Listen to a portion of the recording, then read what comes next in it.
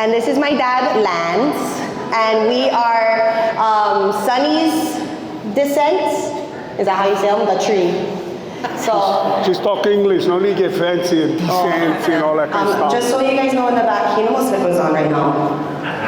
No more slippers. But he gave one clean shirt. So I wanted to just pretty much introduce ourselves. I know, but you know, it's so funny because you guys know what I'm talking about. He's clean. But I just wanted to kind of introduce ourselves, right? So I just don't want to like brag though, because I just found out something really important, that I was his favorite. And no, I have proof though. I have proof, Dad. So the reason why I know I'm the favorite, not you, but I'm the favorite, or Kyla, is I'm his only, now for real kind, fact, I'm his only goddaughter, child. Yeah. So, there you go. Louder, let's go. Come on. And when Auntie Karen wanted to think of who is going to be best to MC this celebration, naturally, his favorite. Yeah. Not me. you. Me. Yo, you. Well, yeah, the firstborn girl in the family. But another thing I wanted to share was how amazingly great of a godfather he was. Do you remember what he used to say to me, Dad? What? Well, it's been a while, the bugger's bringing it. He clean and sober, guys. Look at him. Everybody get clean and sober. Everybody.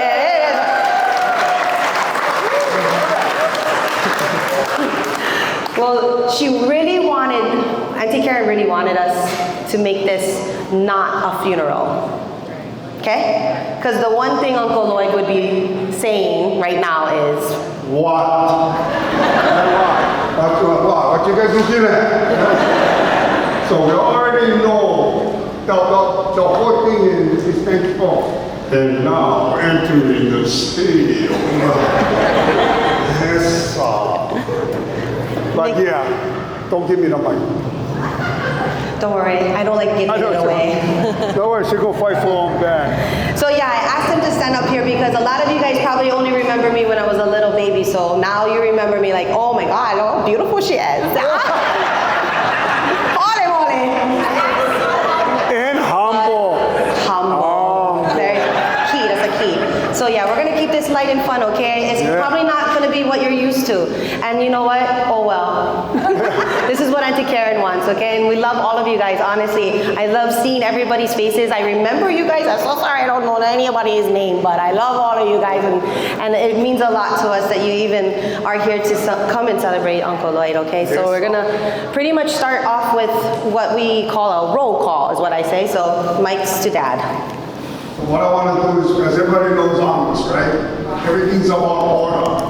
A box gotta be in the right place. Don't touch his box. If you hear these girl out, don't touch shit. Okay? Because he come up. What? What you doing? You know? So what I want to do in honoring, and again, on behalf of the family, for each of you, just wow, it's so much. We thank you guys so much. You guys allow the outpouring of love to the family, but more importantly, honoring him, Amos. Right? Okay, for Lloyd Francis Hamocon. For right now, stay out there. AKA Pops. AKA Pops. But at this time, I want to call order to our house. Where's Ed Schumann? He's hiding. Ed Schumann, yeah. So what I want to do is I want to call order. We have any representatives on any of the White House? All the clubs, yeah. We need a sergeant of arms. And if you cannot Vice come on, don't President. worry. Yeah, just give me a chihu outside. Just don't do that. But then there goes the neighborhood. Yeah, everybody's still going silent. Don't No, worry, the that's thing's right. not here, guys. And by the way, all you probably show is retired, so relax. Yeah. Oh, we get cops in the Everybody see building. what I'm so sorry. If you're a cop, please stand up. And by the way, the two SUVs parked at the top. We checked. Yeah, we checked. No, I see some family over there. Yeah, we checked. But just with all raining, the rims and tires is shiny, so I don't know. Yeah. But in order to bring all here, I want to thank all the clubs. Joe, all the cars, all the brothers, all the representatives, because that's who he was. His life is in his garage. His life is to help each of them. You know, so that's why we're here. You know, I remember when I was 10 and Uncle Bob was here. We was up in Kohuku. Got my first motorcycle. So we stayed going through the trails. He went over these logs. I said, fine, I don't want to get over the log. Come on, a 10-year-old damn kid, right? He goes, he says, here, I stay over there. Papa, dirt, what? You know, can get over, figure it out. Sounds familiar. I'm there looking in the middle of bushes in Kohuku. But thank God for Uncle Mark. Oh, yeah. Let's give a round of applause for Uncle Mark. He saved us a lot. Uncle Mark was a savior. He came back. Yeah. I used to go Papa, Uncle Sonny, right, Papa? And then if I didn't get my way, which is rare, I would go to Uncle Lloyd, right? But I always knew, I get one, at least one $20 bill from Uncle Mark. Oh my God! My cutty. All right, well, we're gonna keep rolling with the program, Dad. So I promise Auntie Karen I'll keep you in check. We need to hurry this up because we get a party. Yeah, we went to a party right now. So today we come together to celebrate and honor the life of Lloyd Francis Hamocon, who was a husband, a father, amazing godfather. He didn't get me a pony though. If you don't know, I used to say, Godfather, Godfather, buy me a pony. I don't know who taught me that. I never got the pony, Auntie Karen. Then when I got older, I said, Godfather, Godfather, buy me a Lexus. Never got the Lexus. Then naturally it went up. Godfather, Godfather, buy me a house. We went poop. Never happened. That's all right. But what he did buy me was love. He would always surround me or fill me with love. He never made me feel like I was not his own, even though I was a big Mexican in a house full of all these little Asians. So. But continuing, he was also an awesome brother, an awesome uncle, coach, and friend. Literally, look, so too much people. Look at this. That's amazing. Yeah, Dad? Get people outside? Yeah. And he still didn't put his slippers on. Okay, thank God. All right. To start us off, we're gonna have Mila Hamocon, Uncle Lloyd's granddaughter. She will be using Pop's Ovation guitar to play a song for him. Everybody welcome Mila.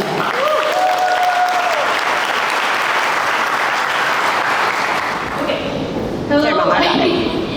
Okay. Hello. I hope you are enjoying the program so far. The song I will be playing is House of the Corner by Kenny Loggins on my Pop's Ovation guitar, as he said.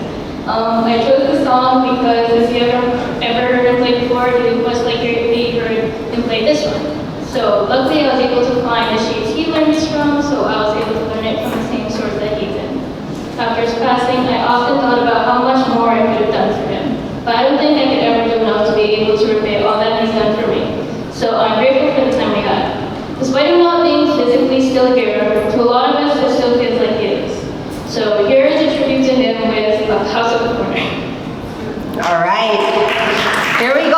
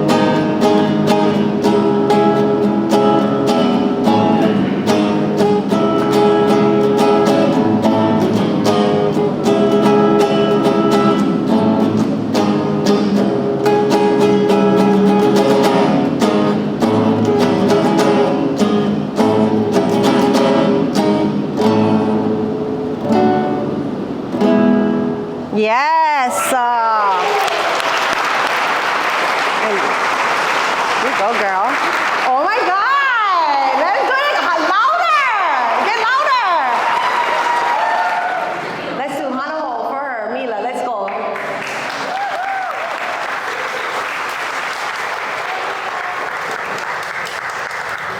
Mila, you know your pops would be just so proud of you, yeah? Yes, sir.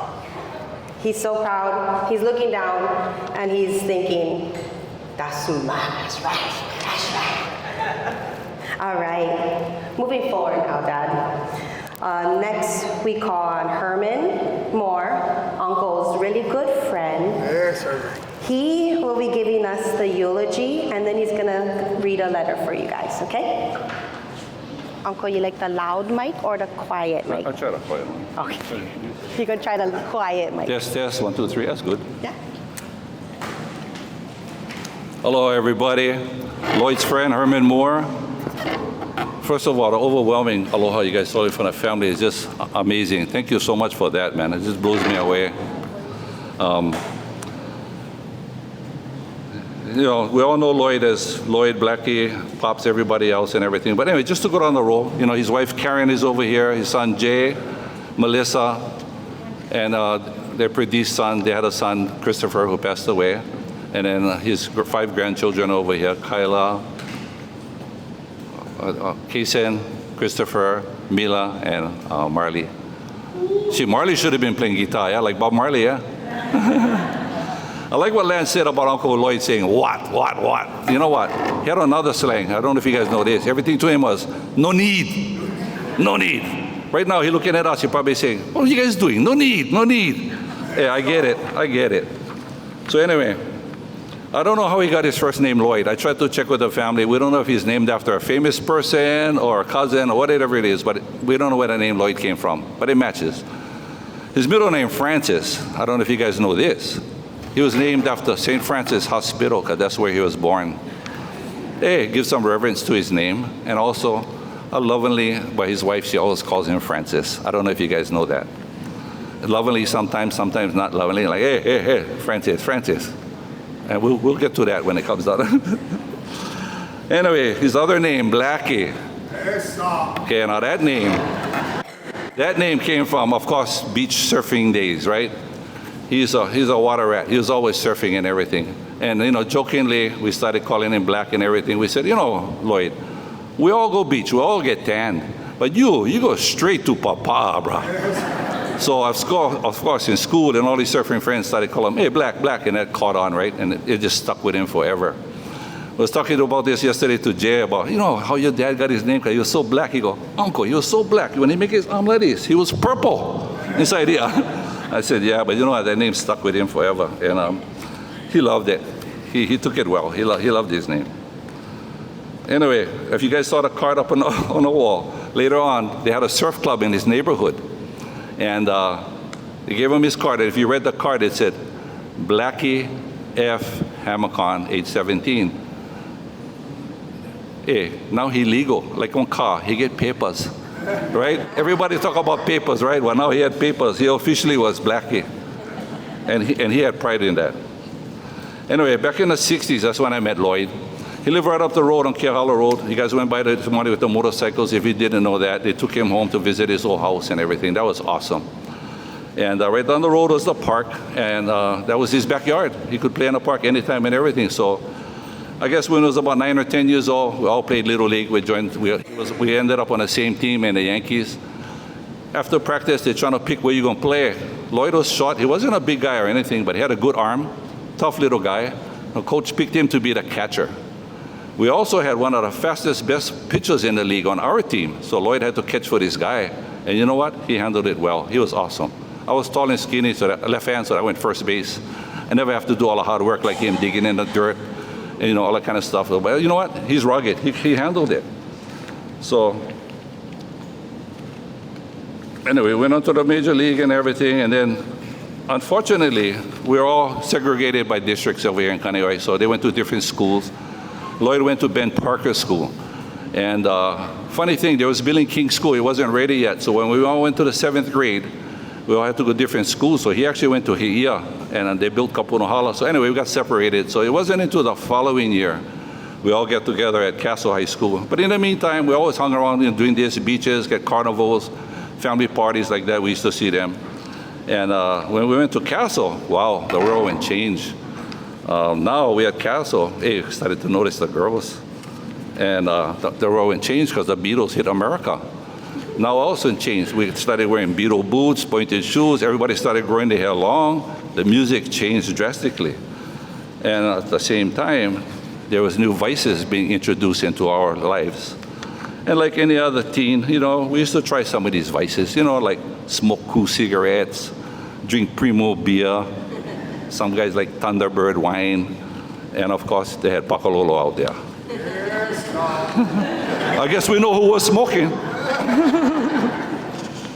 So anyway, one night, Lloyd and some of his friends, they went out. I don't know who he was with, but I don't know what he did and where they went. All I know is when he got home that night, this is from Lloyd, he was telling us a story. When he got home that night, he was greeted at the door by his mother. Auntie Margaret I thought she was meek and mild, but in this case, he must have did something bad because she started using her voice. She wasn't talking soft. She was kind of talking to him loud. Where you been? What you did? All this kind of stuff. And he was trying to answer. I don't know what he's doing. But when he tried to answer, next thing you know, he's getting slaps. He's getting pushed. He's getting cracks over there. So he ran in the bathroom to hide from his mother. Closed the door. Sat on the toilet. He said he was freaking out. He's going, oh my God, I'm going to get leaking. That wasn't over. She came in the house. She opened the bathroom door. She came in with a broom. And she started whacking him. He's trying to protect himself. And she kept going. I said, by the way, guys, it was the straw side, okay, not the stick side, okay? She wasn't that bad, So anyway, he ran out. He went to his bedroom. He went to sleep. He got away from all of that. He survived that. Lesson learned? We don't know. He was only like 10th grade at that time, or 8th grade or something. So he had a lot of time in his life to go on and on, right? So anyway, after the thing cooled down and everything, he was all right with the family. His dad surprised him one day and told him, hey, I bought you a car. Oh, what? Got a car? He goes, yeah, 1957 Vauxhall. You guys know what that is or what? Vauxhall is a little German car. It looks like a mini 1956 Chevy. Oh yeah, Vauxhall, okay. He said, yeah, but it's in the garage. My dad going to overhaul the engine. So he said, oh, you're lucky you got a talented dad like that to go build an engine, yeah? So weeks was going by. Uncle Larry working on a car. Every week he got to give us updates. He go, hey, when you going to get your car, man? When you going to get your car? So finally, the debut hit, bring him out. He was all happy, man. He came to my house, he picked me up. I go, oh yeah, right, Lloyd, we go. We were on the road, we go by Castle Stretcher. He go, hey, I got to break him in, I cannot gas him, we got to take care. I go, oh yeah, I understand. You got to break in the engine. You cannot just rev him, man. He go, okay. So we drive around, we visit some of our classmates, show him the car. Hey, he get car, man. He's terrific. Next stop, where you always go when you like show off? You go Wendy's drive-in. So we went up Wendy's drive-in, went park a little bit. Hey, standing over there, hang his arm out the car, put his cool cigarette in his mouth, put on his shades. I go, bro, you made it, bro. You big time now. You cool, man. You cool. So anyway, after a couple of weeks of driving around his car, he was looking at it and he said, you know what? I'm going to fix him up. I'm going to make him better. I said, okay, good. What you going to do? I said, I got a plan. I'm going to do some body work, stuff like that, okay? So what you did last week? Oh, I body worked the roof. I go, oh, good. What's the next step? He go, oh, I went grab this piece of cloth. Because fix surfboards, yeah, fixing dings and stuff. So he said, I'm going to put a cloth on the roof. And I'm going to resin them. I'm going to make my own vinyl top. We went, oh, bro, that's pretty cool. Yeah, good for you, man. So he said, okay. So he said, I'm going to do some other work. So he bust out the car one day. And he said, came cruising out. He showed us the car. And when he came out with the car, he had on green vinyl cloth roof and on brown paisley upholstery job being done. That was the beginning of Lloyd's Custom Car Works. So just so happened, I dug into the Hamocon Museum, and just so happened, we have the material here that he will use to customize this car. Blackie was the first guy who had homemade vinyl top in Castle High School. Maybe all of Oahu at that time. Now, I know it's kind of loud, but I think he did that. You know how he did inside out Aloha shirts? So he used the inside out one, came a little bit toned down, and then he put resin on them, so a little bit more toned down. This one, I cannot explain. Later on, this is what they made psychedelic neckties out of for all the guys. So, but anyway, I'm so glad, I cherish to see this. I never know you had this all these years, but oh my God. They started his custom career, man.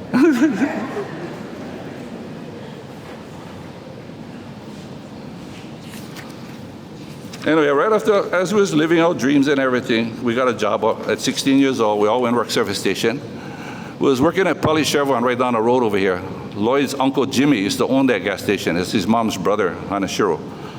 4 of us classmates worked over there right off the bat. It was me, Glenn Arakaki, Lloyd, and Paul Nakasone. I saw Paul here earlier. And, typical, you learn all the ropes, how to change tires, fix this, put oil, change the wash windshields, everything. We was good. We was really good at our job. We was proud of ourselves. We used to, we can change oil on cars so fast, we had them. But, you always think you get them right, but always get glitches in life, yeah? So one day, run inside, Lloyd put in the oil in the car, fill them up, everything. We checked the dipstick. Hey, that boy a fool, man. He go, hey, you ain't drain the oil. I go, oh, I never drained the oil. He go, oh my God, now what are we gonna do, eh? Well, he said, well, anyway, I want you guys to know we remedied the situation. The boss never found out, and we kept our job, so that was cool.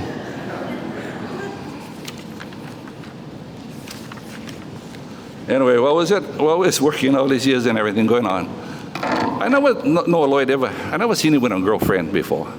And all of a sudden, one day, he shows up with this girl in his car, and I look away, and he introduces us to Karen, and we all go, Blackie, he get girlfriend, man.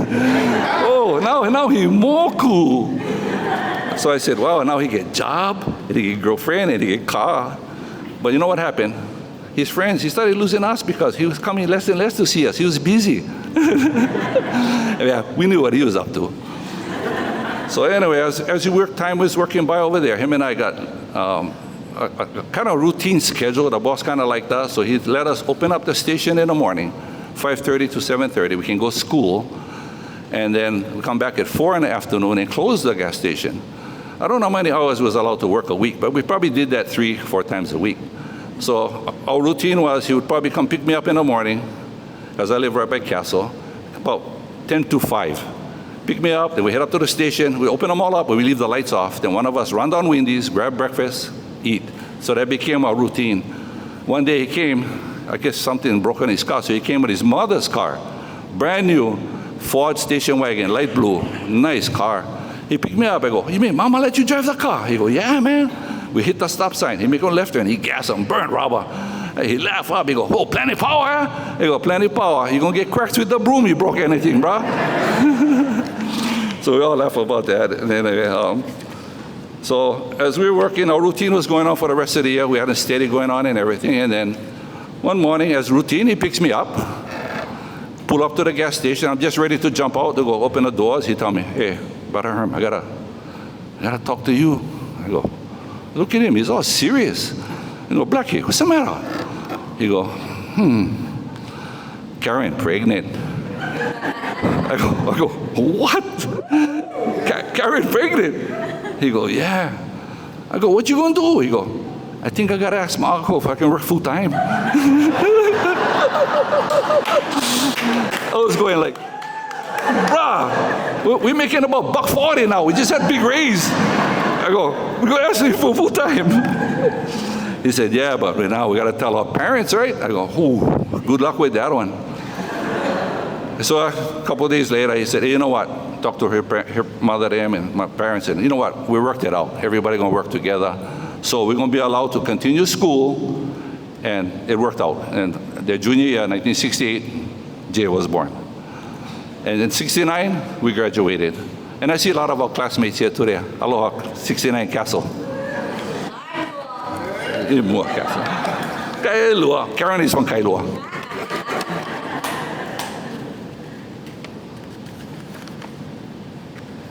So anyway, After high school, Lloyd went to work in construction. He became a journeyman carpet floor layer. He was really good at his job. He had love in his life. He married the girl of his dreams. He married Karen. He had joy when his son was born, Jay. He had more joy when his second son was born, but then it was tragic. They lost their son to SIDS. We were all devastated. I don't even know how they could handle something like that. But you know what? You got to do what you got to do. And they were blessed with joy again with the birth of Melissa, their daughter. And we was all building families at that time, so we got to see them often. We all get together. We never have big money to do all kinds of stuff, but during construction, we was making better than $1.25, you know what I mean? So we was able to survive. Wendy's was always there if we never have money or something, you know what I mean? So we did a lot of things together. And then we had good friends in Kahalu. A lot of our Kahalu, Waikane, Waihole friends. We used to go up there, and they got us involved with hunting. We got big time into hunting. We loved it. That was big time. They used to throw luau's. They had the imo up there. We all got into making luau's, parties. We did a lot together with the Kahalu guys, too. And at that time, Lloyd them got into riding dirt bikes. They got into heavy. All the kids, everybody was riding dirt bike up in Waihole in the back and everything. So that was another thing joyous for the family to do. And then in between all of this, Jay started playing baseball. So Lloyd buckled up and he went down to coach his son, and he got involved with the Kailua Little League, which was awesome. And he stuck it through and everything, and he was happy to do that. And I know he met a lot of people in his baseball career. I think we're going to have somebody up here talking today about his baseball. And later on, after he finished with the baseball, one of our classmate friends asked him to coach girls softball, Bobby Sox. Where we live up here, there's a field right behind our house, Sousa's Dairy. So Lloyd said, hey, we're going to be practicing right by your house. So a couple times after practice, he would show up in my driveway needing a cold beer. And I go, oh, good fun, eh, Costa girls? He go, oh, so different, brah. I just talk a little bit, they cry. I go, you got to calm down, brah. You got to change your lingo. So he laughed, and we talked about it a little bit. So, another time he came by, he was dealt with a different problem. When he said, oh, this girl, I thought we're doing something. She just walked off the field. She go on the bench, she start crying. I go, what you did? He go, no, I never do nothing. But the manager came see me, and she went, Lloyd, don't get excited. Little girls are not like little boys. Little girls, they get different things happen to them in nature. They're growing up, and he go, oh my God, I never think about this kind of stuff, the maturity thing. He go, how gonna handle this? He go, just give her time. So you know what? He stuck in there. He handled it well. He had a good year. Everybody was happy, and we're all proud of him. So kudos to him to do that, yeah? Anyway. During all this was going on with the motorcycles and baseball, somewhere along the line, he bought a Harley Davidson. And it was to ride and to fix and to build. And he started building Harleys. And he really got into it. And I was shocked. I went over to the house. I went, oh, this guy, he got it. He's awesome, man. He was good with his hands. And even after some time went by building Harleys, he got into classic cars. And I went, wow, his cars was nice too. He learned how to paint. He did all kind of stuff. He molded things. Everything was going on good for him. I said, this guy is awesome, man. And so all his life, he had motorcycles and cars. He always had motorcycles and cars in his life over there. So after all of this was going on, we got older. I wanted to take as a story about his working conditions. Lance can kind of give you an enlightening how he acts. So, when you're working as a journeyman, you got to talk to the apprentices. You got to teach them, right? So, his motto was, hey, if the company make money, we make money. Don't forget that. And everybody said, yeah. So years later, I told him, hey, Lloyd, I got to do a carpet job on a townhouse we own. Can you give me one recommendation? He go, hey, I know just a guy, this big Samoan boy, good worker. He can do it. He's going to do a good job. I said, good. So the boy came on Sunday, talking story. He working on the ground. He go, Uncle, how you know Lloyd? I go, he's my good friend. We grew up together from small kid time. I know him. He said, oh, so you know him real well, yeah? So I already know what he's thinking. So I look at him, I go, Why? Why? When you was working apprentice, he would scold you. He laugh up. I go, he did, eh? I said, I know exactly what he told you. Hey, you never learned yet. Shut your mouth. You don't like work over here. Pick up your tools and go home. Hey, you know what are you? Beep, beep, beep, beep, beep. He said he put his tail between his legs and he went home. I said, you know what, but you will learn. Look at you today. You learn the right way, because that's how it was, old school. There was no fooling around that kind of days. You know, you got to do what you got to do. Anyway, somewhere along the line, Karen and Lloyd opened up a lunch wagon. And they did business on Dillingham Boulevard, right in the front of Glen Arakaki's shop. We were there a few times. It was lined up all the time, mostly the city county workers, because they come earlier, they can get off earlier. You know, the 2-hour lunches. But there was a thing that they did together, and it was nice, good fun. I know it's hard work, yeah. They eventually got rid of the truck, and then another thing came up. They moved to Big Island. They bought some property. And with the help of all his brothers, family, everybody, and friends, they built this beautiful 2-story house. And so if you see the house on there, the 2-story, that's the one they built in Waiakea on the Big Island. What a job. I used to blow my mind when I go up there, look at that house. The work he put into it, and all his friends did and family did. After a couple of years, I guess, you know, things happen in life, and they moved back to Kailua. Eventually, they sold the house, and it is what it is. You gotta deal with it. But it was beautiful. It's part of their life. So as we got older, we started to retire. We all started traveling, and one of our first travels together was we all went to New York, and we did the tourist thing, you know, Chinatown, eating. We did everything that tourists do. And our last night, next door hotel had a little bakery, so we bought our pastries and coffee. And Lloyd, you smoked that time, so we had to sit outside by the sidewalk a little bit. We're sitting there talking story for about 1 hour about what's going on and having fun. And all of a sudden, this elderly haole guy sitting next to us, he stands up real politely. He goes, "Excuse me, can I ask you what language you guys are speaking?" Of course, we all looked at Lloyd. And we all in unison went, "English?" He goes, "No, no, no, no. That's not English." And we started laughing and everything. So, of course, we had to explain to him about Pidgin English and, you know, how all the different nations all came together. They had to have a common language to learn and communicate. He goes, "Oh, I understand. You know, you guys talk so fast. You cut off your words and your sentences in the midway. You make up some words." And my wife and I said, "We never heard somebody talk like this, but they all understand each other." So after he excused himself, he says, "I must go to Hawaii someday." So he went over, he sat down, we all went, "You, Lloyd, you talk the loudest." You know, about his English. What? You know, we went down Chinatown. The girls was buying purses. He smoking his cigarette. We look, they disappeared behind the wall. Well, we don't know where they went. We all panicked. We get the next call. Call them, hurry up. Boy, the guy couldn't understand that. You guys understood that, right? Later on, we started traveling more and more. We went to a lot of national parks and stuff like that. We went to like Montana. Yeah, we went to 4 or 5 national parks. We even went to Japan together. I think some of the film up there saw us going to Japan. And we had a lot of fun doing this. But as we was aging, Lloyd started losing his hearing. But he was in denial. He goes, no. Maybe you should go get earphones. I go, no need, this guy, stop, no need. Yeah, all right. So I was in Montana. He was co-pilot. The girls is in the back. We're looking for somebody. I whip in on the freeway. Hey, use Siri. You be the kind of navigator. Siri starts bopping up, saying stuff. And we're going, what he said? Where we going? Karen reached over, "Francis!" She tapped him on the shoulder. "Francis, what Siri said?" He go, "Oh, I never hear nothing." I go, Blackie. He did it one more time. I went, you know what, next stop, pulling over. I went gas station, put gas. I go, "Brother, you got demoted. Economy in the back seat." So anyway, we did a lot of traveling. A lot of more incidents with not hearing things that's going on.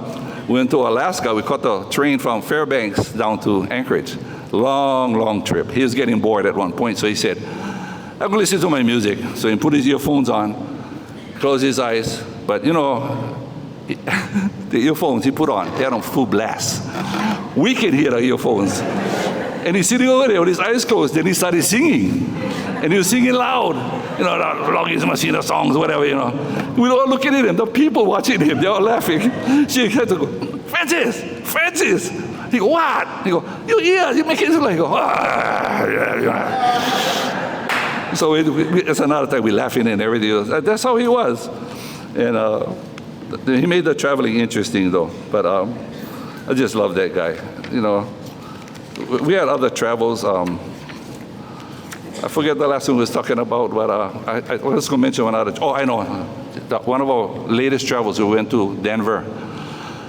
And while I was in Denver, my wife and I got sick. So one night, they was in the lobby. My wife and I went up to the room. We went test for COVID, and we was positive. We went, oh, no. So we called downstairs. We said, can you guys walk in the parking lot? We got to tell you guys something. So we shared with them. We said, we don't know what you guys like do, but if you come back in a car with us, we're all going to catch COVID. So what do we like do? We said, Lloyd said, oh, we'll test tonight. Next morning, we went down to the buffet. Karen was getting her breakfast. My wife enjoying her. So I got my breakfast. Lloyd was holding the table for us. So I came back to the table. I said, hey, Lloyd, can you go get your breakfast? He stand up. He looked at me and go, hey, I went test last night. I get COVID. I went. He go, oh. I went, oh, my God. Brother, you got to go get that ear stuff fixed, man, I tell you. We was all cracking up with that. We said, okay, so Karen and them came back. We all talked. We said, no way we're staying in Denver. We're going to mask up and we're getting out of here and we're going home. Because those days, everybody was so scared. They like lock you up in a hospital or something, right? So we masked up. We got out of there. But, you know, it's just to share some of our good funds and everything, you know. There's a lot more we can talk about Lloyd, but all I can say is I love that guy too, you know, with all my heart. He was always there for us. And this overwhelming show of support here today just blows me away. Nobody can ask for nothing better than this. So may he rest in peace, love and aloha, and thank you all for being here and everything, yeah? And to the family support. Aloha, everybody. Thank you.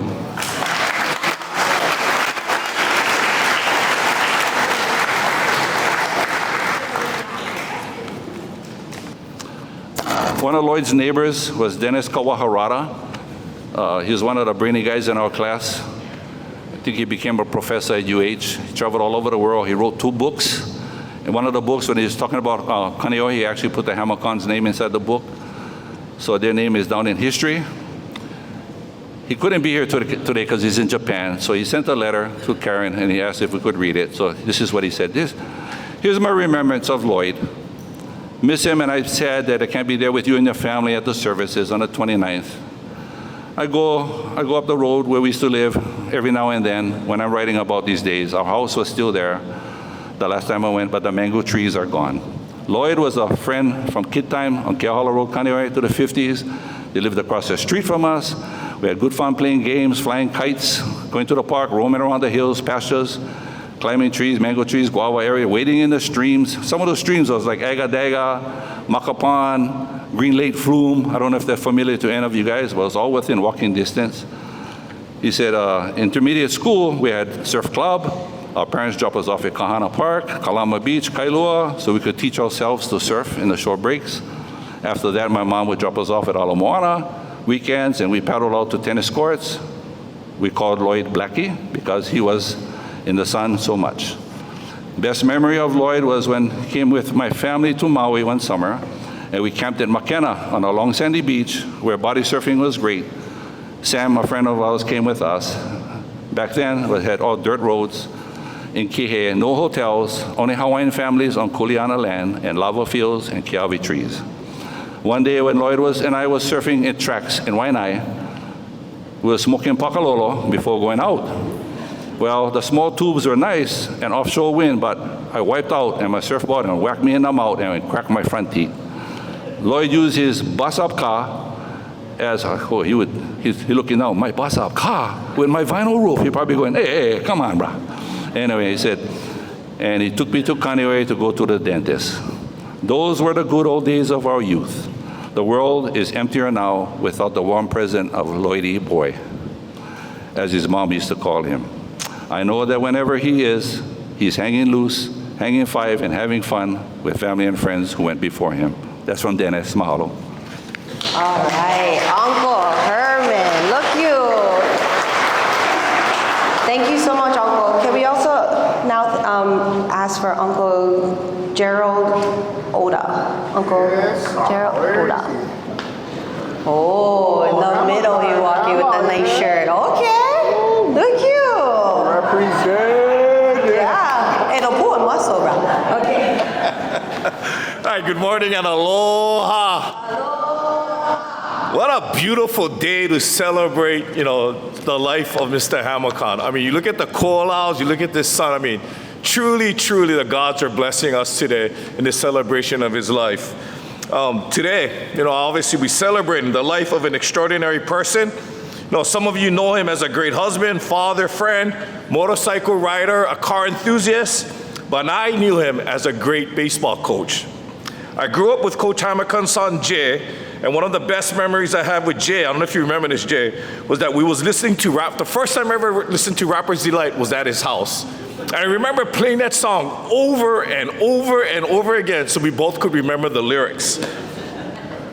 Through Jay, I was able to play on the same Little League baseball team that Mr. Hamocon coached. And he was just the coolest dude in our league. He was the first person I ever saw that had a goatee that wasn't a criminal.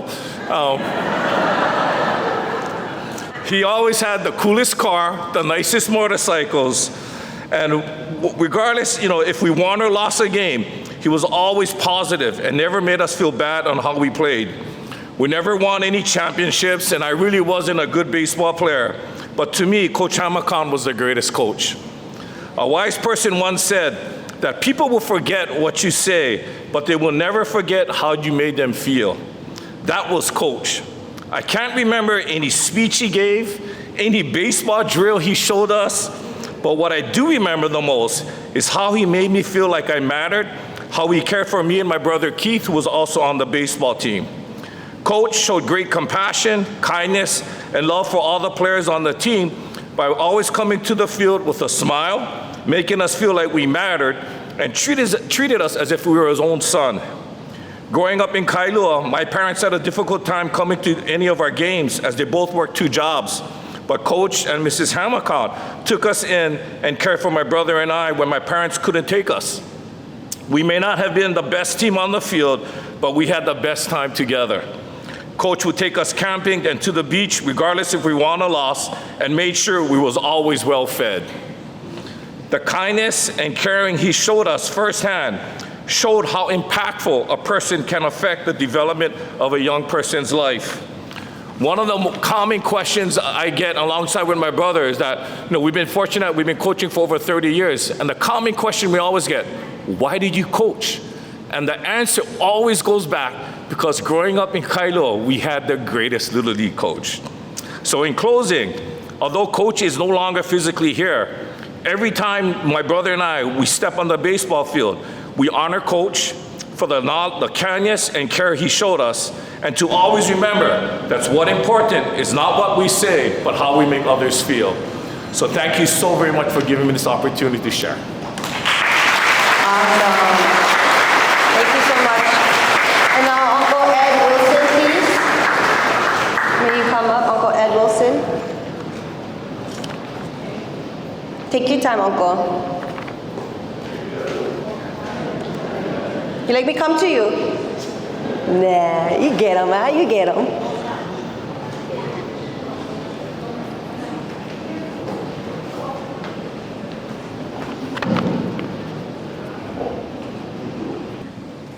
Hey, good morning, everybody. Karen, thank you very much for letting Ali's Motorcycle Club take up some of your time with Lloyd, so much at a time. Lloyd was a good man. We rode hard, partied hard. And if you look at the pictures of that rascal behind you, we know we had a lot of time, a lot of fun. I was asked to say a little bit about the club. This club was originally part of a non-existent outlaw council. And like I said, non-existent. We took care of business. Lloyd was a part of this. And from that, we went to Street Bikers United. Lloyd was also a part of this. And we had clubs evolved, and Street Bikers United evolved to a legislative group. And we had a meeting where everybody had to stand up, introduce themselves. You can hear. Okay. Introduce themselves and say when our club was founded. So the state director went around the room, introduced everybody stand up. Then he looks at me and goes, hey, Ali is what? When our club was founded, we was lucky we found our way home, man. Thank you for laughing, Karen. Like I said, we partied a lot, had a good time. We rode on all the islands. Remembrances. I'll be up here all day talking about remembrances of riding with this motorcycle club. I remember Lloyd in Maui, we used to drink a lot. You know, he's on the ground, hanging onto the tent pole. Somebody told him something, kind of, hey, shut up, I'm gonna kick your ass, man. And then he fall back down again. Try to keep this short. We were doing a funeral run, like today. And Lloyd was doing a road guard. And on Kumahau Street, going through Wamanalo, Lloyd has to block the street. Well, you never guessed that the car that he stopped was a cop car. And the cop is making all kind of motion, you're trying to get out of the way. And Lloyd looks at him and goes, hey, give me the ticket. No, I have.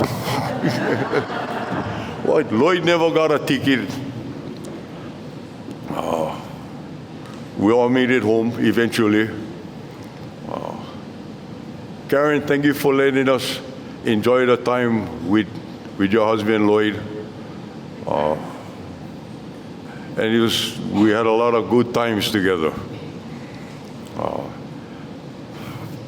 Lloyd will be missed by a lot of people, a lot of motorcycle clubs, and I look outside and I see Lloyd was always meticulous in whatever he did. You look at his motorcycles up here, all look good. The cars out there just show the amount of effort and time and love that went into a lot of things. And whatever he did it with a lot of love and full on quarter over into it, not halfway. He always had nice bikes, and I look at the cars out there, beautiful cars. Thank you very much for letting me share a little bit about Lloyd. Like I said, I'm going to be up here all day talking about him and things that we used to do. Aloha, gang. Thank you. Thank you, Uncle. Thank you, Uncle. Now can we ask Uncle Joe Oguma? Uncle Joe Oguma? Hi, Uncle. Come. Hi, you. Don't make everybody cry. Hi, you. Oh, okay.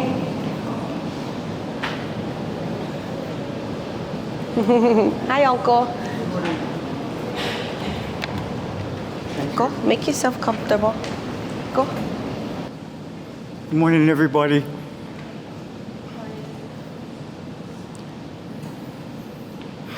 I want to talk about friendship. Two guys on the same road, you know, playing baseball together in a little league, but he was always better than me. Then we went surfing together. One day I was driving by his house. He saw the surfboard on my truck.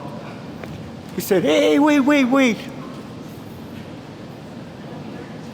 I'll let go back surf too. I said, cool, go buy one surfboard. He did. He called me, I got my surfboard. So we started to surf together. We ride motorcycles together in the dirt. But he ended up in the bushes one day. He said, this ain't for me. So there were so many highlights in our life with Lloyd and me. One day somebody was outside my gate, and I was retired then. Calling. I think, wow, is somebody calling me or what? So I came out of the house because my gate was about almost that far, 50 feet or so. And I said, oh, what's going on? He said, oh, I wasn't sure if you was home, what kind of car you had now. So I said, oh, so what's going on? He said, I'm going to build me one hot rod. And I know you can help me, Joe, because that's what I was doing. All my life I've been a mechanic. So I said, I know you can help me. So I said, let's do it. What kind of car you going to buy? I want an old car. I want a 1932. I said, that's hard to find. He said, well, I'm looking for one.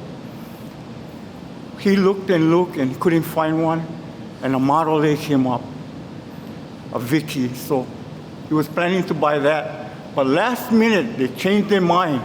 They said, "Oh," the son told him, "Dad, you cannot sell that car because that car was Grandpa rode in that car." So he said, "Oh yeah." So he had a 32 that he was building on the side. He said, "You know what? I'll sell you the 32 instead." You know something about Lloyd, yeah? Things always fell his way. I mean, being around him, I knew that. And you know why a lot of that happened in his life? Because he helped a lot of people out of his own time, his own heart. He went out further than most guys I've seen. That's why we had a strong bond between him and I. I want to share something with you. The best and most beautiful thing in life and in this world is not what you can feel or see or touch, but it's felt from the heart. Lloyd had heart. If that brother knew you and you had help to be done in your house, you ask him and he would be there for you. That's the kind of man and person he was. He was loved by all. He'd even call me because we had so much, friendship together to help him fix his friends' cars. But you know what? We made a lot of good friends in the hot rod and the motorcycle industry. And I thank God for that. Thank you, Lord. And thank you, Lloyd, for being one of my best friends in my life.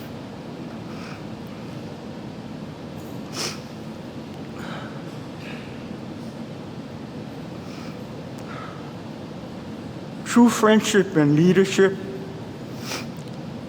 is from the heart. He doesn't think or wonder what he or she would get out of that person. And that's how Lloyd was. But he gave and he gave and he gave until he was sick. Normally he would bring one guy with him, pick up the parts. He needed parts for his car. He wanted to build a black car out there and make it a hot rod. It's all original. But he said, I don't want to be driving standard. I'm too old already. And the car overheated at the parade with Karen too, and I wasn't really happy for him. So he said, "Joe, I'm gonna make it one hot rod." I said, "Okay, what you got?" "I don't got nothing." He needed one engine, he needed one transmission. I said, I think I can help you. So he came over a week before he passed away.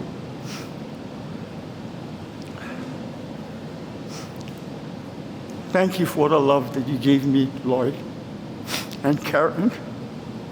This is the highlight of my life with this family. We built that 32 together, him and I. Then he said, "So you ever been to the car show in the mainland?" I said, "Oh, no, I never did." He said, "We're going to go." I said, "Huh? We're going to go. And don't worry, I'm going to take care of your ticket. I'm going to take care of you just bring your spending money." I brought my spending money, but he wouldn't even let me pay for anything. He paid everything. That's the kind of love that guy had, and his wife. And the best thing that happened on that trip, he get one phone call. Okay, we at the show now, okay? Oh, yeah. Then it's silent. Okay, hang up the phone. He said, "Oh no." I said, "What's the matter?" "My wife came." I said, "What?" "Oh, she came for vacation too." He said, "Yeah, and she brought my grandson Chris with her." "Oh no, we're not going to know nothing already, Joe. We're going to end up going." But you know what? I never been to Nutsbury Farm. I never been to Universal Studios, and they took me there. Hey, well, how's that, huh? Oh, yeah. You know what? That's the highlight of my life. I never forgot that. Even Chris, he never forgot that because I got close to him. I got to know him, you know. I want to share something really, really, really special that touched me this morning as I was reading. And this hit me, for me today. When a flashlight goes dim or quits working, you don't throw it away. You could change the batteries. When a friend messes up and finds himself in a dark place, you don't cast them away or aside. Of course not. You help them. What do you do? Change the batteries. Some need AA batteries. Attention and affection. Some need AAA batteries. Attention, affection, and acceptance. I need all the batteries. I tell you that truthfully. Sometimes. Some need C batteries. What is C batteries? They need compassion. Some need D batteries. What is that D battery? They lost. They need direction. They got to find themselves. Put the D battery in. And if it still don't seem to shine out like a flashlight's supposed to do, simply, this is friendship, right? I'm talking about friendship. Simply sit with them quietly and let your light shine in them. Amen. Oh, amazing. Thank you, Uncle. Oh my goodness. That was amazing. Thank you, Uncle. Can we have cousin Nicole Hamocon?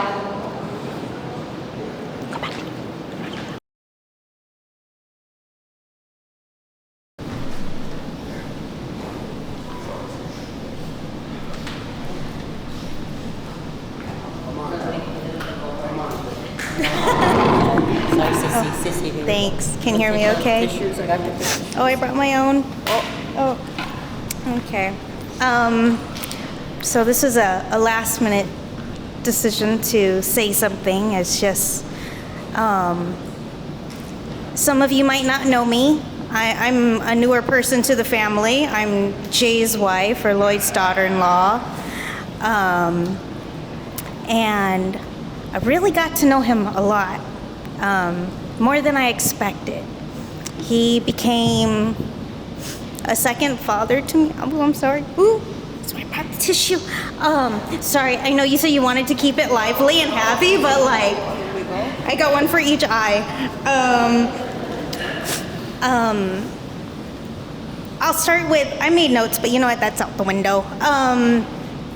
So the first time I think I met him, I was really nervous because I could hear him talking to Jay, and he has this loud, aggressive, booming voice. Even though they were exchanging kind words, it still sounded kind of scary. And I was like, oh my gosh, is this where Jay gets it from? I was like, that's what I'm in for, huh? But, so at the time I had met your dad, Jay,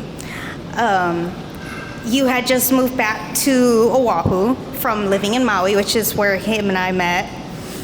And we were sitting in this music room that he built into Dad's garage. Wow, he let you take up that much space in his garage. He really loves you. And Jay was into music at the time, and he was playing drums and trying to learn to play guitar and whatever. And Dad he's a man of few words when it comes to emotional stuff. So I think his very subtle way of showing he was really touched that Jay was finding interest in music. He comes in with this music sheet that he was like, oh, you got a guitar now. And he's all like, oh, well, try check this one out. I've been playing this for a while. And it was the song Father and Son by Cat Stevens. And I was like, oh, man, a few words, but all action. Okay. And he had a really tender spot for all of his family, I noticed over the years. You know, he's a doer or a shower, not much of a talker in that way anyway. And I thought that was one of the best first memories I had of him, was like, okay, he really cares about his son. He really cares about them. So every time we hear that song now, I always think of Dad. You know, it's like, oh, you know, he kind of dedicated that to you. You know, he always has. And even more recently, last year, he was coming over a lot to the house in Maui, because we live in Maui now, or for several years. He came a lot, actually, you and Mom. And we appreciated that. And he would come over for all kinds of things, and it's like, wow, he really, really enjoys spending his time with the kids and every little thing that they all did.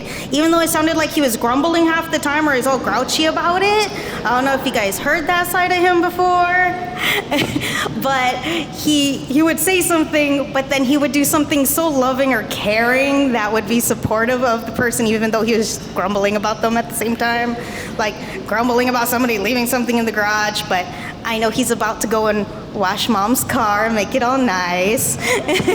You know, or, you know, he'll come, I've heard him come stomping down the hallways, trying to wake the kids up to go to school.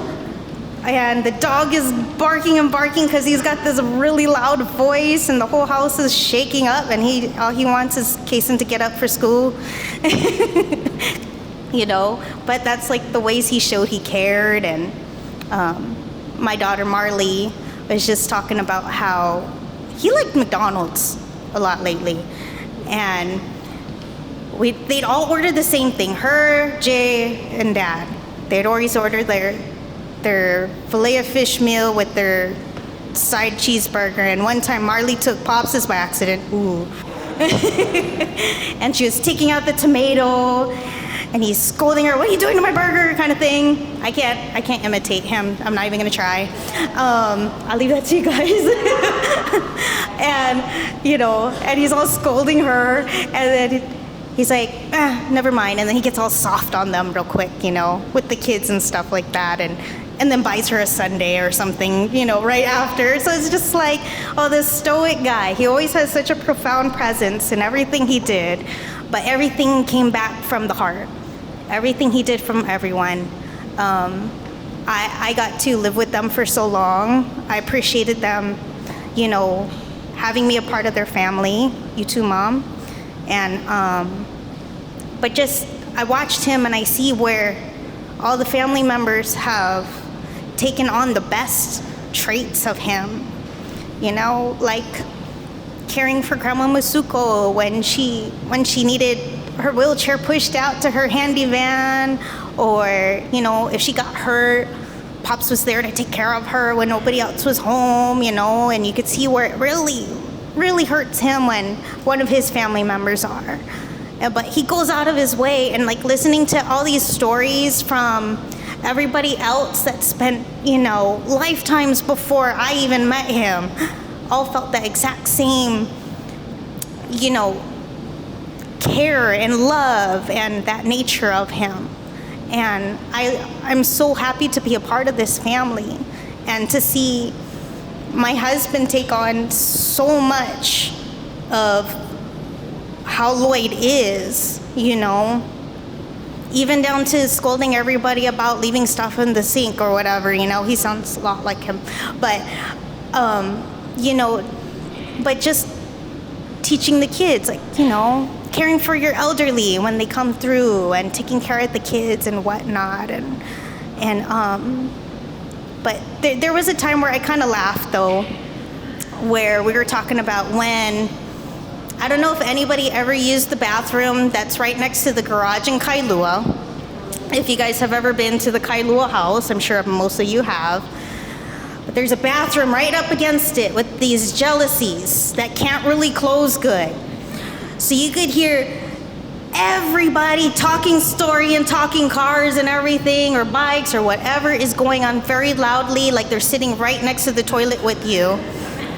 Okay, I wasn't using the bathroom, thank goodness, that time, but I had just gotten pregnant, and I was very nauseous through this one, and I was yakking my guts out, and I could hear him kind of laughing in the garage, because everybody in the garage could hear it. I don't know if so, I think some of you guys was there, but I don't remember who. It's a blur. But I was just going and going, and he's kind of laughing, and I overheard him say, oh yeah, she's pregnant. Like, he's so happy and excited, and like, yeah, my son, he's gonna have a baby. Like, it was his first baby, right? So the first one that Jay had, Mila. I was pregnant with Mila.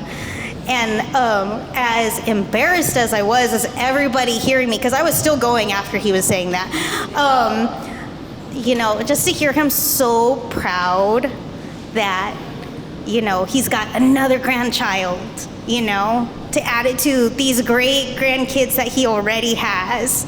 Because believe me, from me to the immediate family, to all you grandkids, he's talked about you guys so much, and he loves you guys so much.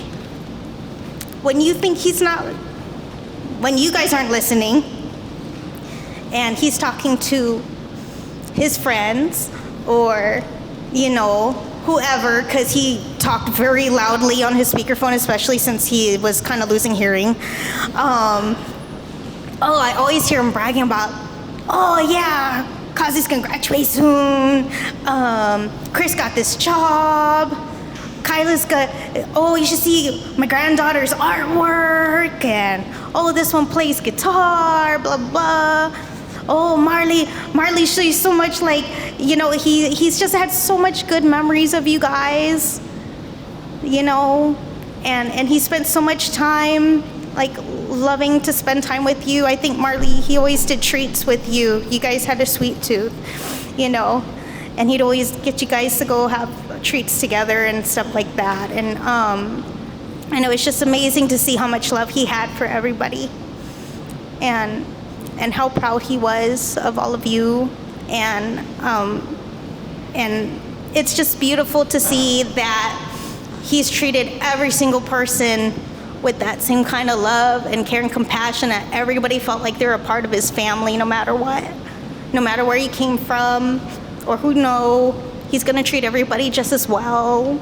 And I wanna thank him for that. I felt so loved too, you know, and I can't remember what else I wrote, but I'm so grateful I was able to say a little bit of something on behalf of some of our family that won't be able to say anything at the moment.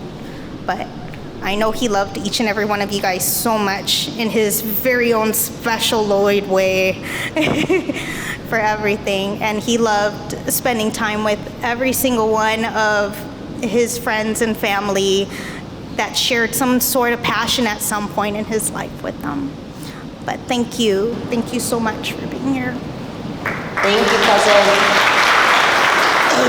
And now we're gonna open the floor to whoever else would like to share. If you don't mind, I'm gonna walk to you and make this more of a just stand type of thing. And if you don't stand up, my dad will come around and force everybody to, okay.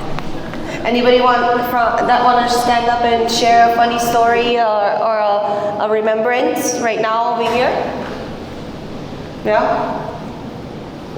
Thank you. First person, stand up. Oh my God, you're so, what a good volunteer. This is my mom. Oh my God, you're so beautiful. This is my daughter. So she always does that. A funny story, though, I always called him Francis. Maybe when I was talking to other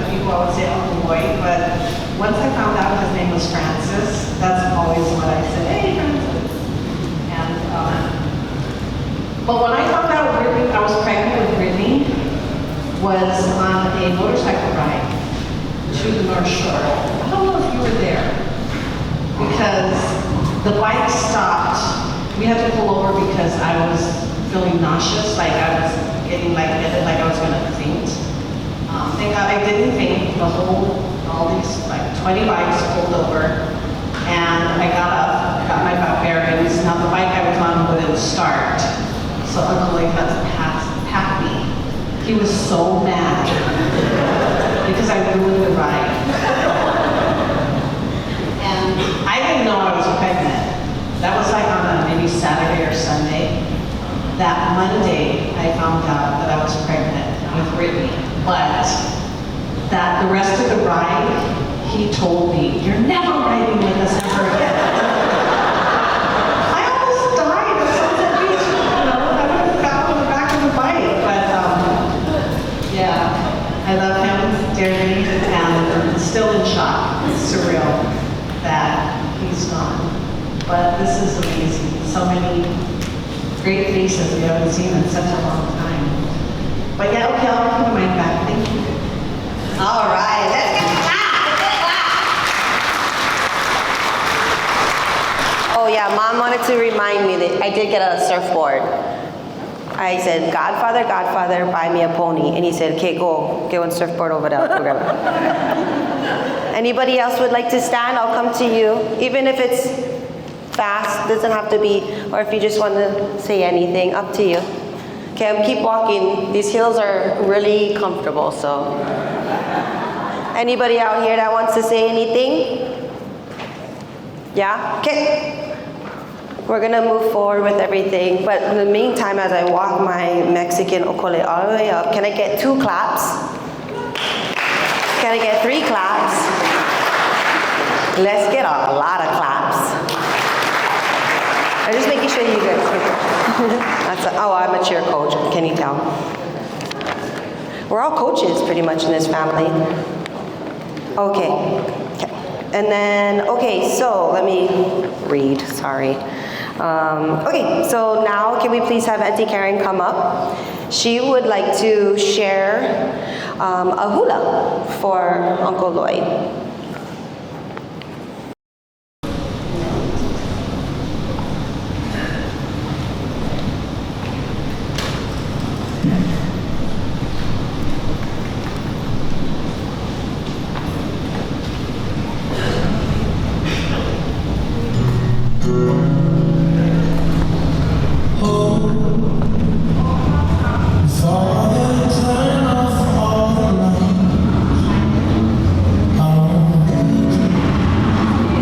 Just stroll. Okay, we're just making sure you guys was paying attention. That wasn't on the thing, yeah? We're going to quiz you guys later. Okay, for real time. Let's get everybody clapping for Auntie Karen. Come on, this is we love it, Auntie Karen. Let's go, girl.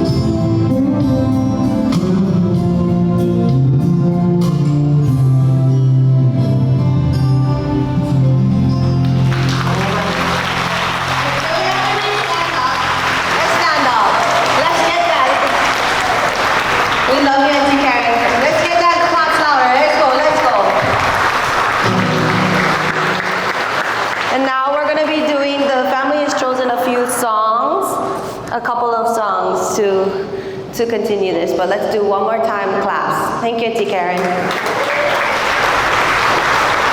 now you can sit down. Thank you.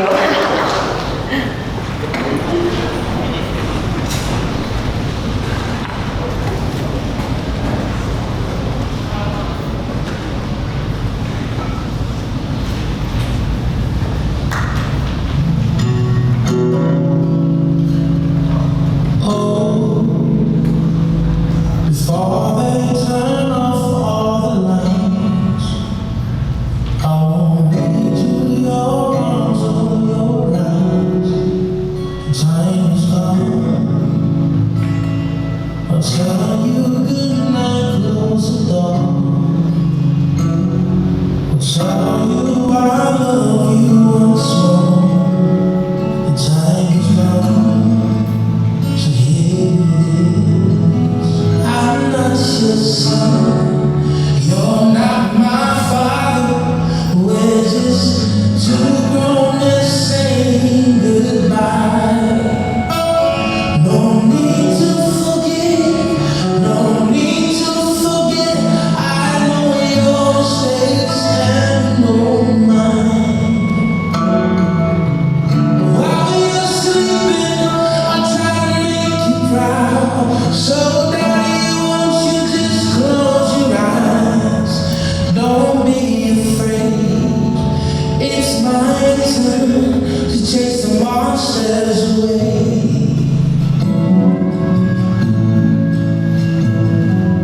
Oh, well, I'll read a story to you. Only difference is this one is true. Time is gone. Folding your toes on the chair. I hope you sleep well, don't be scared. Time is gone. So here it is. I'm not your son. You're not my father. We're just two grown men saying goodbye. No need to forgive, no need to forget. I know your mistakes and you know mine. While you're sleeping, I'm trying to make you proud. So daddy, won't you just close your eyes? Don't be afraid. It's my time to chase the monsters away. My time, yes, and me, the last one. You can feel my hand on the wall. I will be the last one, so I leave the light. Let there be no darkness in your heart. 'Cause I'm not your son, you're not my father. We're just two grown men saying goodbye. No need to forgive, no need to forget. I know your mistakes and you're mine. While you're sleeping, I'm trying to make you proud. So daddy, won't you just close your eyes? Don't be afraid. It's my time to chase the monsters away.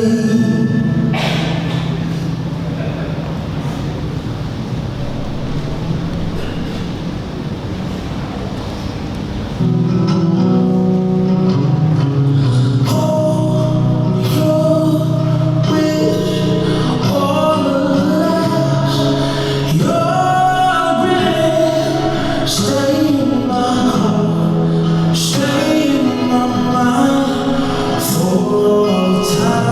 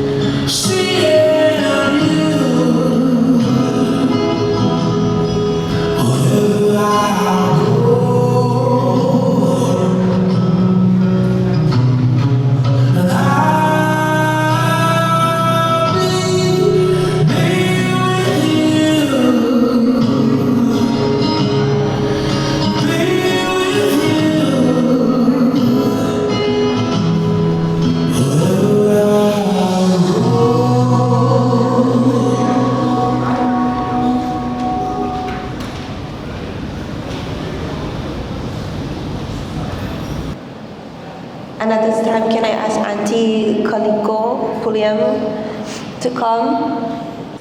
Aloha, my name is Kaliko, and I work with Karen. We work together at the Kamehameha Preschool, so to me, she is Kumo Karen. And of course, when she asked me to sing this version, of course I could not tell her no. So the version that we're singing is slightly different. I'm going to sing this song twice, but we're only going to sing the first verse, then I'm going to sing the English, which is not on here. Okay?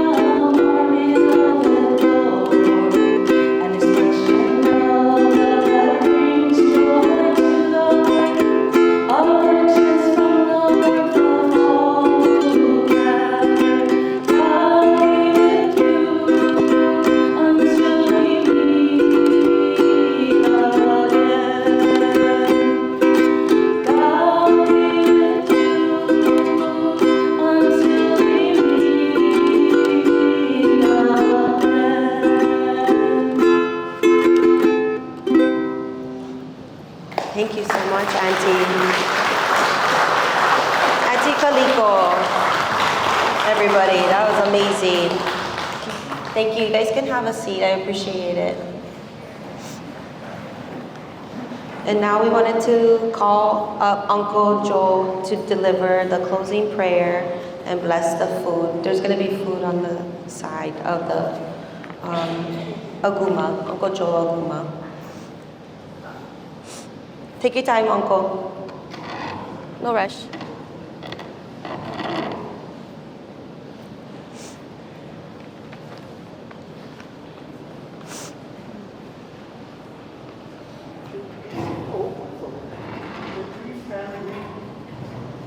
Uncle, you like the loud one? You want the loud one? Yeah. Yeah.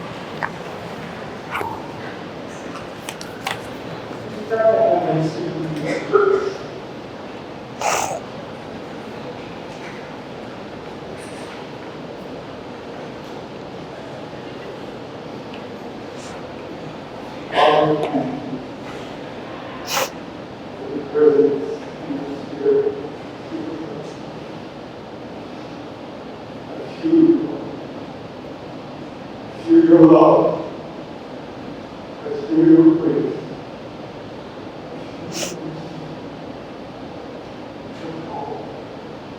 Your peace. May your presence continue in the midst of Lloyd and his Hamocon. For the children, grandchildren,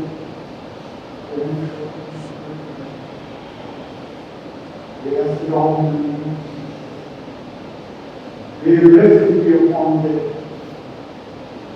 May you strengthen them in this regard, Lord, and keep carry us every day. And let us say, where were you, Lord? When I was down, when I needed you.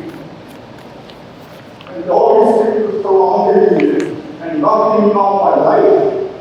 I was lost. Where were you, Lord? I needed you. And he said, I will give you every step. If you look at time and the footprints, there was only truth. I carried you. I carried you to the cross. I held you when nobody wanted to. Nobody understood you, but I did because I love you. You are mine, and I am yours. Never forget that. You belong to me. I am your heavenly Father. Our Father, who art in heaven, hallowed be thy name. Thy kingdom come, thy will be done, in earth as it is in heaven. Give each of us here today your daily bread. Forgive us our trespasses, as we forgive those who trespass against us. Lead us not into temptation, but deliver us from the evil one. For thine is the kingdom, and the power, and the glory. In Christ Jesus' name, amen. God bless you. Thank you, Uncle. And now we wanted to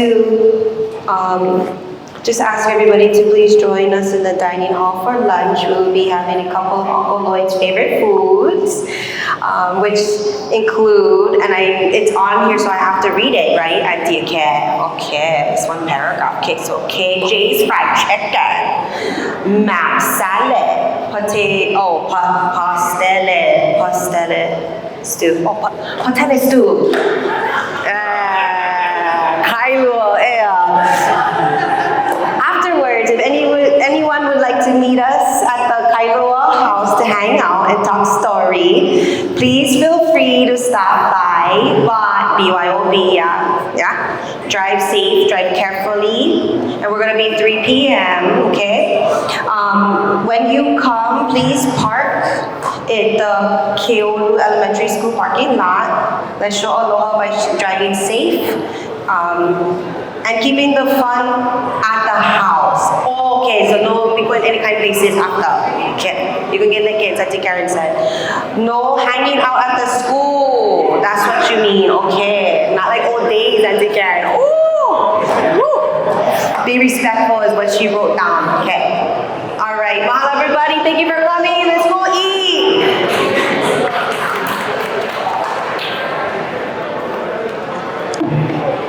I'm surprised I only messed up one word. Beautiful. Oh, see? I don't. bless you. Thank you.